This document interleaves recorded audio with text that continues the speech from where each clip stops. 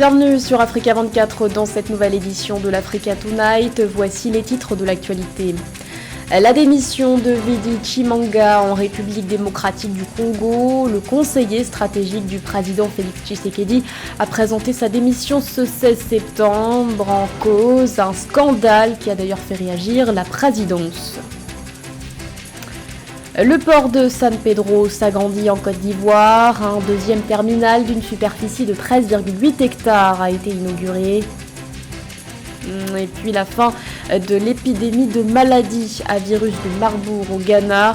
Une annonce faite par le ministère de la Santé et ce après qu'aucun cas n'ait été détecté pendant 42 jours. Les détails à suivre dans ce journal. Mais tout d'abord, la nomination d'Amadou Ba au poste de Premier ministre au Sénégal. L'annonce a été faite ce samedi 17 septembre par le secrétaire général de la présidence, Oumar Samba Ba, à la RTS. Pour assumer cette nouvelle fonction, le nouveau chef du gouvernement pourra notamment compter sur ses années d'expérience, passées à la tête du ministère de l'économie et des finances et des affaires étrangères. Sa nomination met fin à près de 10 mois d'attente. Après avoir été supprimée en 2019, la fonction de Premier ministre a finalement été rétablie en 2021. Le motif invoqué par le président Macky Sall, je cite, « les impératifs de relance de l'économie nationale et d'une meilleure coordination de la mise en œuvre des politiques publiques ». Le chef de l'État avait aussi mis en avant sa prise de fonction à la présidence tournante de l'Union africaine. L'actualité, c'est aussi cette bouffée d'oxygène pour l'Éthiopie. Le pays en proie à une crise alimentaire d'envergure va réceptionner 30 000 tonnes de blé. Il s'agit là d'une cargaison en provenance de l'Ukraine. D'après la ville d'Odessa, le programme alimentaire mondial a affrété le vraquier Ikaria Angel qui a quitté ce 17 septembre le port de Tchornomorsk pour le port de Djibouti. D'après l'agence onusienne, le pays connaît actuellement sa pire sécheresse depuis 1981. Une situation alarmante qui a de lourdes conséquences sur la population. Le bureau de la coordination des affaires humanitaires estime qu'en raison de la sécheresse, entre 5,5 et 6,5 millions d'Éthiopiens sont en grave insécurité alimentaire. C'est une affaire qui fait couler beaucoup d'encre en République démocratique du Congo. Ce 16 septembre, le conseiller stratégique du président Félix Tshisekedi, Vidi Chimanga, a présenté sa démission dans une correspondance adressée à la présidence de la République. Au cœur de ce dossier, une vidéo diffusée sur les réseaux sociaux et dans laquelle il déclare à des investisseurs qu'il est en mesure de leur permettre d'obtenir de façon aisée des contrats miniers. Joël Ballot. En République démocratique du Congo, une vidéo relatant des faits de corruption défraie la chronique. Dans cette vidéo, Vidi Chimanga, conseiller démissionnaire du président congolais Félix Tshisekedi, propose ses services à des investisseurs pour l'obtention de contrats miniers. Afin de rassurer les Congolais sur l'action du gouvernement, le président Tshisekedi, qui depuis sa prise de pouvoir en 2019, a fait de la lutte contre la corruption l'un des points phares de son mandat, annonce des mesures fortes contre tout fait de collusion. Toute personne, y compris au sein du cabinet du président de la République, dont le comportement avéré aura enfreint la loi, la déontologie de sa fonction ou le règlement d'ordre intérieur du cabinet présidentiel subira la rigueur de leurs effets. Pour le chef de l'État, le premier chantier dans la lutte contre la corruption consiste à l'extirper des institutions afin qu'elles soient crédibles et exemplaires, d'où la création de l'Agence nationale de prévention et de lutte contre la corruption. Avec la démission de Vidi Chimanga, le président Félix Tshisekedi prône par l'exemple et appelle les Congolais à continuer de croire en l'effectivité d'une gouvernance juste et équitable. Cette affaire tombe de plus mal et conforte ceux qui ont toujours émis des critiques contre le président congolais par rapport au choix de ses collaborateurs et ça le met en porte-à-faux par rapport à son discours sur la lutte contre la corruption. Donc, il devra sévèrement sévir pour envoyer un message fort, non seulement à son entourage qu'il va lutter contre la corruption, mais à ses partenaires extérieurs qu'il est réellement décidé à sévir, y compris vis-à-vis de son propre entourage. La corruption et le blanchiment des capitaux sont des fléaux qui entravent la croissance économique et mettent en mal la gouvernance de la République démocratique du Congo. Selon le réseau des parlementaires africains contre la corruption en République démocratique du Congo, ce fléau a fait perdre au pays 62 milliards de dollars depuis le début de l'année 2022. Afin d'apaiser les tensions au sein des classes sociales, une enquête est ouverte afin que le présumé acte de corruption du politicien congolais Fidié Tchimonga soit puni par la loi. L'actualité, c'est aussi la nomination de la militante ougandaise Vanessa Nakate en tant qu'ambassadrice de bonne volonté de l'UNICEF, un titre qui lui a été décerné ce 15 septembre. Selon elle, ce rôle va lui permettre d'être au plus près des enfants et des jeunes affectés par le changement climatique. Elle indique aussi qu'elle aura la responsabilité, je cite, de faire entendre la voix des enfants et des personnes marginalisées dans les débats. Tout commence en janvier 2019 lorsqu'elle décide d'aller manifester dans les rues de Kampala pour le climat, un militantisme qui a abouti à la création de son mouvement Rise Up. Je vous propose de l'écouter. Dans ce nouveau rôle, je m'engage à représenter les enfants partout, mais surtout ceux des zones les plus touchées. Je signerai pour eux là où ils n'ont pas encore de siège et aussi sur les tables. Et je raconterai leurs histoires à ceux qui ont le pouvoir d'apporter un réel changement. 4 saisons des pluies consécutives au Kenya n'ont pas eu lieu au cours des 2 dernières années, tuant les cultures et le bétail et asséchant les sources d'eau. C'est le visage de la crise climatique. C'est contre quoi nous mettons en garde.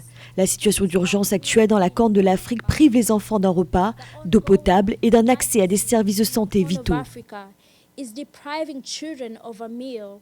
C'est une véritable opportunité de croissance pour la Côte d'Ivoire. Le port de San Pedro, situé dans le sud-ouest du pays, s'est doté d'un deuxième terminal d'une superficie de 13,8 hectares.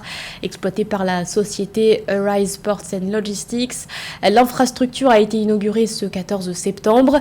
Elle doit accueillir des produits agricoles ou encore des minerais. Joël Ballot. En Côte d'Ivoire, le port de San Pedro se dote d'un second terminal industriel. Financé à hauteur de 173 millions d'euros, cette infrastructure qui représente une opportunité de croissance pour la Côte d'Ivoire est dédiée aux exportations et importations interconnectées des produits agricoles, minerais ou cimentiers. Avec une superficie de 13,8 hectares et une capacité de stockage de 160 000 tonnes, le nouveau terminal ivoirien, équipé de 2 quais en eau profonde, va desservir en grande quantité ces produits dans la région ouest africaine. Ce terminal permettra d'accueillir au port de San Pedro des navires Panamax d'une capacité de 80 à 90 000 tonnes de marchandises en vrac, avec un tirant de 14 mètres, en lieu et place des navires de 45 000 tonnes que nous recevons actuellement. Avec l'inauguration de ce terminal, le gouvernement ivoirien entend réduire le taux d'emploi vulnérable estimé à 70,4%. Ainsi, 120 emplois directs voient le jour et 3600 emplois indirects seront générés. Des actions qui contribuent à l'ambition du gouvernement qui veut créer 8 millions d'emplois supplémentaires d'ici 2030. Le port de San Pedro dispose d'un potentiel de développement extraordinaire et que c'est un port directement ouvert sur la mer.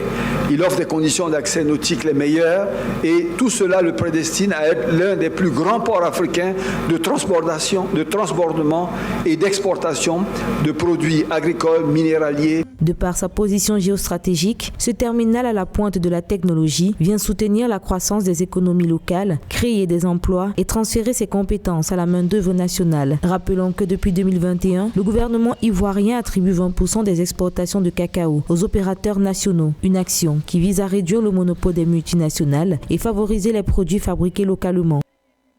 Bonne nouvelle pour le Ghana, le ministère de la Santé a décrété ce 16 septembre la fin de l'épidémie de maladie à virus de Marburg. L'épidémie avait été déclarée le 7 juillet dernier.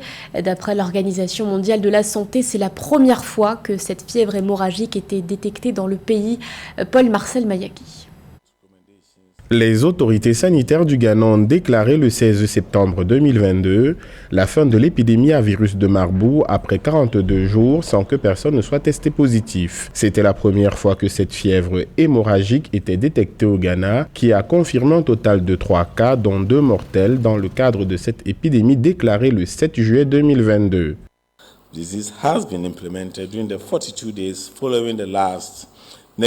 Je déclare par la présente que les raisons appropriées de l'éclosion de la maladie de Marburg ont été mises en œuvre au cours des 42 jours à la suite du dernier résultat négatif du test PCR pour le seul patient survivant avec recommandation de l'OMS. Le Ghana a donc réussi à interrompre la première épidémie de maladie à virus de Marburg et déclare par la présente que l'épidémie est terminée.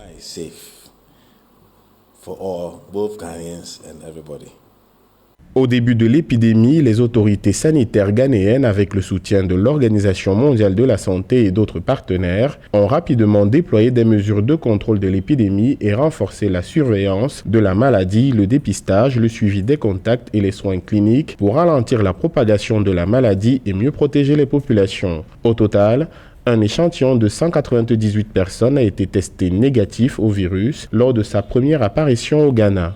Bien qu'il n'ait aucune expérience antérieure avec la maladie, la réponse du Ghana a été rapide et robuste. Des vies ont été sauvées et la santé des personnes a été protégée grâce à un système efficace de détection des maladies qui a permis d'identifier rapidement le virus et a permis une réponse rapide pour freiner la propagation de l'infection. De la même famille qu'Ebola, la fièvre hémorragique de Marbourg, hautement infectieuse, présente un taux de mortalité compris entre 24 et 88%. Elle est transmise à l'homme par les chauves-souris frugivores. Le virus se transmet ensuite d'une personne à l'autre par contact direct avec les fluides corporels, les surfaces et les objets touchés par un malade. Il n'existe pas de vaccin ou de traitement antiviraux pour la fièvre de Marbourg, mais l'Organisation mondiale de la santé affirme que les soins de soutien, notamment la réhydratation avec des liquides oraux ou intraveineux et le traitement de symptômes spécifiques, améliorent le taux de survie. Un mot de sport à présent avec le tirage au sort de la CAN de beach soccer. À l'approche de cette compétition prévue en octobre au Mozambique, la composition des deux poules est désormais connue. Le groupe A est notamment composé du pays hôte, du Malawi, du Nigeria et du Maroc. Plus de précision avec Christian Djimadeu. Le tirage au sort de la Coupe d'Afrique des Nations de beach soccer, effectué ce vendredi 16 septembre 2022 à Maputo au Mozambique, a dévoilé la composition des deux poules du tournoi. Le pays organisateur, le Mozambique, partage la poule A avec le Malawi, le Nigeria et le Maroc. La poule B est constituée du Sénégal, tenant du titre, de l'Ouganda, de Madagascar et de l'Égypte. Il faut d'abord relever que sur ces deux poules, quand même, elles sont plus ou moins équilibrées. Même si, à mon avis, la poule du Sénégal elle est beaucoup plus relevée parce qu'elle est composée par deux champions d'Afrique, deux équipes qui ont été champions d'Afrique. Le Sénégal, effectivement, qui a été 6 fois champion d'Afrique, mais il ne faut pas oublier Madagascar quand même, qui a été champion d'Afrique en 2015. De l'autre côté, il y a le Nigeria, qui a été 2 fois champion d'Afrique en 2007 et en 2009. Donc, il y a aussi des sélections qui sont aujourd'hui en train de progresser. C'est le cas de l'Ouganda, c'est le cas aussi du Mozambique, le pays hôte. Donc, sur ce plan-là, tout reste jouable. À cette CAN qui va se disputer du 21 au 28 octobre 2022, le Sénégal, vainqueur de 6 Coupes d'Afrique des Nations, dont 3 successifs, 2016, 2018 et 2021, viendra au Mozambique chercher un 7e trophée continental. La tâche ne s'annonce pas aisée face à ses principaux rivaux au palmarès de la compétition, à savoir le Nigeria, vainqueur en 2007 et 2009, et Madagascar en 2015. Les chances du Sénégal de conserver le titre, ces chances sont intactes, parce que quand même, je crois que ce n'est pas pour rien que le Sénégal est monté 6 fois sur la plus haute marche du podium. Il y a eu beaucoup de renouvellement dans l'effectif, mais c'est une équipe quand même intacte qui est rompu à la tâche aujourd'hui. Comme je l'ai dit, sur les 6 titres, il n'y a qu'un seul que le Sénégal a remporté à domicile. Donc le fait de se déplacer au Mozambique ne devrait pas constituer un frein. D'autant plus qu'aujourd'hui, moi, si je comprends très bien, l'ambition du Sénégal, ce n'est plus de prouver au niveau africain, c'est plutôt de jouer une finale de Coupe du Monde et pourquoi pas la remporter pour la première fois pour le continent. A noter qu'au thème de la phase de poule de la CAN de beach soccer dans la ville côtière de Vilankulo au Mozambique, les 2 premiers de chaque poule se qualifient directement pour les demi-finales. Ce journal a été réalisé par l'ensemble de la rédaction. Merci de votre fidélité. L'actualité continue sur Africa 24.